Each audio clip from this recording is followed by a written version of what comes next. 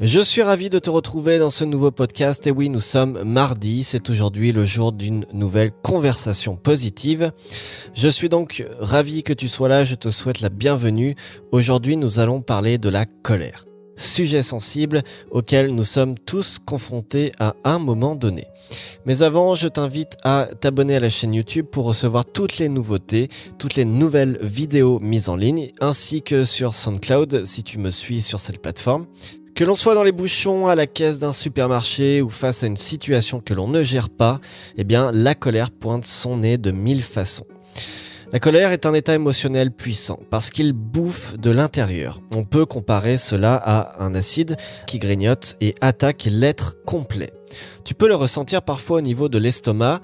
D'ailleurs, les personnes constamment en colère ont souvent des crampes, de l'acidité, des douleurs diverses au niveau de cet organe. C'est normal d'ailleurs puisque l'estomac est le centre émotionnel, c'est-à-dire au niveau du plexus solaire. Tu vois, c'est vraiment le lieu, le centre émotionnel de tout ton corps. La colère n'a pas de temps. On peut être en colère par rapport au passé, au présent ou à l'avenir, contre quelque chose par exemple qui n'existe pas encore. Quand tu sais que tu vas être confronté à une personne dont tu connais les réactions et qui t'énerve avant même qu'il ait agi, tu vois un peu ce que je veux dire, eh bien tu peux être potentiellement en colère sur un événement qui ne s'est pas encore produit. Donc tu vois, imagine un peu la difficulté de cette appréhension des choses. En ce sens, on peut être en colère contre soi, ou contre une situation, ou contre une ou des personnes. C'est souvent l'interprétation que l'on se fait du monde extérieur et intérieur. C'est quelque chose qui nous échappe et dont on n'a pas le contrôle. Ce sentiment vient du fait de se penser être la victime des circonstances ou le jouet du destin. On se dit qu'on n'a pas de chance, qu'on a la poisse parce que telle action ne se passe pas comme prévu, alors ça attise notre colère. La colère est tout simplement une pulsion à laquelle nous réagissons selon notre état sur l'instant, tu vois, selon que l'on soit fatigué ou plus sensible, selon la journée plus ou moins mauvaise que l'on a passée, selon notre aptitude à gérer nos émotions, etc., etc. Il est extrêmement naturel de ressentir la colère, tu vois, d'être énervé face à une injustice ou à une problématique soudaine due à une personne ou un événement. Tu vois, c'est vraiment humain. Difficile de prendre le recul.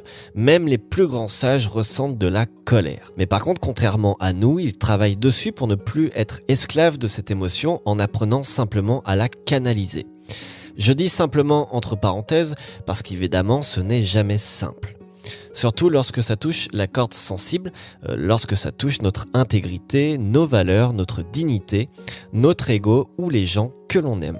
Encore une fois, la colère est mue par la façon dont nous interprétons le monde, dont nous appréhendons les choses, c'est-à-dire notre vision du monde. Certains seront en colère contre quelque chose de totalement anodin, tandis que d'autres auront beaucoup plus de recul sur cette même chose. C'est en cela que réside la force des grands sages, justement, cette notion de recul et de détachement qu'ils ont par rapport aux situations. Alors évidemment, nous ne sommes pas aussi zen que des moines tibétains, mais à notre niveau, au quotidien, il est possible de travailler sur cet état d'âme. En s'exprimant, par exemple, tu vois, l'accumulation de non-dits, de choses non exprimées, peuvent faire surgir une colère de tous les diables parce que la personne, d'un coup, explose. C'est le principe de la cocotte minute, tu vois. Tu as la cuisson qui dure, et au bout d'un moment, tu as la soupape qui saute.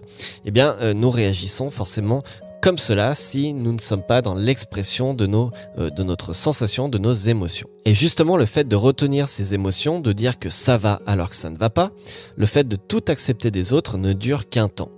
Il suffit parfois d'une étincelle pour mettre le feu aux poudres. La colère est une façon de ne pas contrôler les choses. C'est l'inconnu, c'est l'imprévu, c'est les choses qui nous glissent entre les mains. Et justement, l'inconnu nous fait peur. Souvent, l'inconnu nous fait peur et nous n'aimons pas cela. C'est pour cela que sur certaines situations ou sur certaines interactions avec des personnes, eh bien, nous ressentons la colère parce que les choses ne vont pas comme nous le voulons, tu vois, ne vont pas selon notre propre logique, notre propre conscience des choses. C'est une façon aussi de ne pas accepter et digérer le passé. Il y a plein de personnes qui sont en colère encore par rapport à des événements passés, par rapport à des événements qui se sont produits il y a peut-être des décennies, mais justement qui n'ont pas digéré ce principe-là, qui n'ont pas digéré les conséquences des actes des autres, par exemple, ou leurs propres actes, et forcément, ça crée de la colère qui amplifie au fur et à mesure du temps. Ça crée un effet boule de neige qui est très difficile à canaliser par la suite, d'où l'importance, tu vois, de s'exprimer dès le début. C'est donc une façon de se culpabiliser des actes que l'on commet ou que l'on a commis, ou même des actes que l'on n'a pas commis. D'ailleurs, je pense au choix des autres, par exemple. Tu vois, souvent on est en colère par rapport au choix des autres, alors que leur choix les concerne. Tu vois, c'est pas un truc qui doit nous toucher personnellement. Pourtant, souvent, ça nous crée de la colère, ça nous touche personnellement. On est en colère lorsqu'on ne pardonne pas. Lorsqu'on ne pardonne pas aux autres leurs choix, leurs actions, etc. On ne se pardonne pas forcément aussi quelque chose, d'où la source de notre colère. Tu vois, ça peut être un choix, une conséquence, une mauvaise organisation de vie, bref, quelque chose sur lequel nous ne sommes pas forcément en accord, un choix que nous avons pris qui ne nous correspondait pas, mais justement qui nous a provoqué de la colère par la suite, parce que nous n'étions pas totalement en accord avec notre propre intégrité. Et bien sûr, la colère est déterminée par notre personnalité, notre vécu, notre chemin de vie, les obstacles auxquels nous avons dû faire face. Il y a des êtres plus volcaniques que d'autres selon le tempérament, selon la logique. Évidemment, nous n'avons pas la même logique, nous n'avons pas non plus le même rythme de compréhension et la capacité à accueillir les événements négatifs et positifs. Maintenant, j'aimerais te proposer 5 façons de dépasser cette colère. Première façon, identifie la source. Identifie la source de ta colère, de ta ou de tes colères. Évidemment, il y a une source derrière chaque sensation de colère. Quelle est cette source? Tu vois, c'est très important d'identifier, de mettre un mot sur cette source. Est-ce que c'est le passé? Est-ce que c'est une personne? Est-ce que c'est une situation? Est-ce que c'est toi? Est-ce que c'est tes propres choix? Essaye d'identifier au mieux la source de chaque colère, ça va te permettre de pouvoir travailler dessus. Deuxième point, analyse et lâche prise. C'est très important justement quand tu as identifié la source d'analyser pourquoi cette source-là te met en rogne. Pourquoi cette source te met tant en colère. Ça va te permettre d'analyser chaque situation, chaque événement, chaque personnalité et du même coup de pouvoir travailler sur le lâcher prise par rapport à ces situations ou à ces personnes. C'est très important de savoir analyser cela et de mettre des mots là-dessus, d'identifier cela au mieux parce que, encore une fois, tu vas pouvoir toucher du doigt vraiment ce qui ne va pas et à partir du moment où tu connais ce qui ne va pas, eh bien tu peux travailler dessus. Troisième point, tente de te mettre à la place de la personne en face de toi. Si la colère vient d'une personne extérieure, eh bien tente de te mettre dans ses souliers comme on dit et de déterminer pourquoi cette personne agit comme ça. Tu vois, pourquoi elle fait des choix qui par la suite, évidemment, la conséquence, c'est qui t'amène de la colère. Mais pourquoi elle réagit comme ça? Pourquoi elle agit comme ça? Est-elle dans la souffrance? Est-elle, est-elle une personne dépressive? Le fait-elle simplement pour provoquer cette colère en toi? Et pourquoi, justement? Quel est son but là-dedans? En tout cas, voilà, essaye de te mettre à la place de cette personne ou de cette situation. Pourquoi cette situation t'est arrivée là maintenant? Qu'est-ce que tu as fait éventuellement pour que cette situation arrive à toi, etc., etc.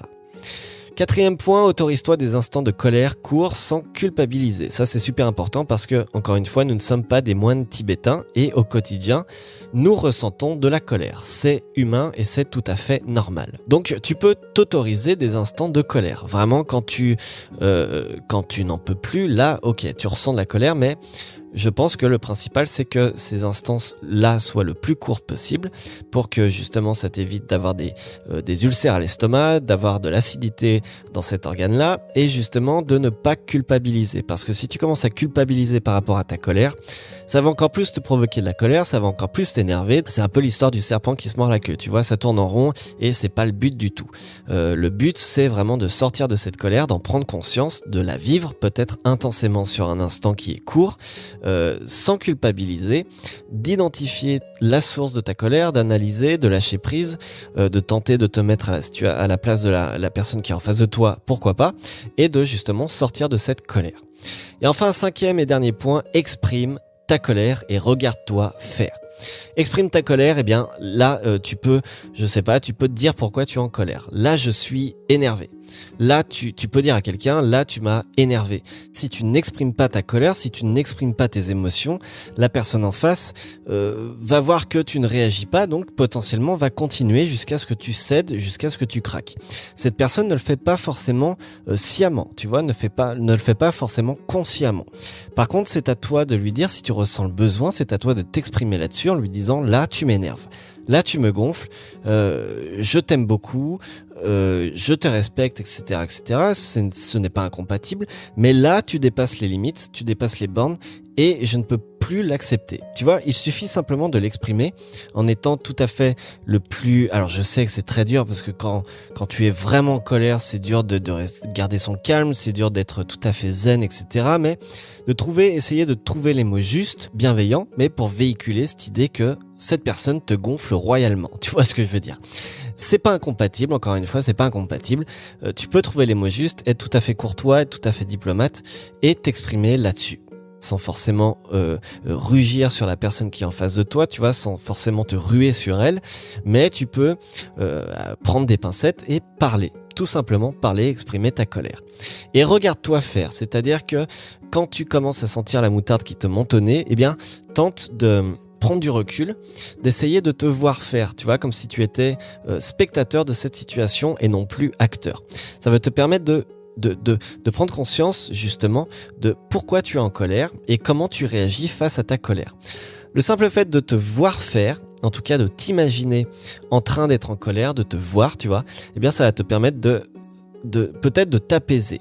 Pourquoi ? Parce que quelqu'un qui est en colère fait des grimaces, tu vois, potentiellement bave, crie, en tout cas tu vois, c'est des grimaces qui sont assez drôles, et le fait de te regarder faire, de t'imaginer en train d'être en colère, ça peut t'amener un certain humour, ça peut t'amener un certain second degré qui va te faire retomber en pression directement. Ça c'est un truc très intéressant à tester, et je t'invite à le tester la prochaine fois que tu seras en colère vraiment. Eh bien pense à moi, pense à ces mots et tente de te regarder faire, de t'imaginer en train de faire la grimace, de baver, de machin, et je pense que tu verras l'autodérision et ce ridicule là va te faire directement retomber en pression. C'est tout pour moi pour ce podcast, j'espère qu'il t'a plu. Laisse en commentaire si évidemment tu es souvent sujet ou sujette à la colère et comment tu fais pour t'en sortir, comment tu gères cette émotion-là. N'oublie pas de t'abonner à la chaîne YouTube pour recevoir toutes les nouvelles vidéos, tous les nouveaux podcasts. Si tu m'écoutes sur SoundCloud, eh bien tu peux me suivre pour encore une fois recevoir toutes les nouveautés. Moi je te dis à très vite, prends soin de toi, je t'embrasse, ciao!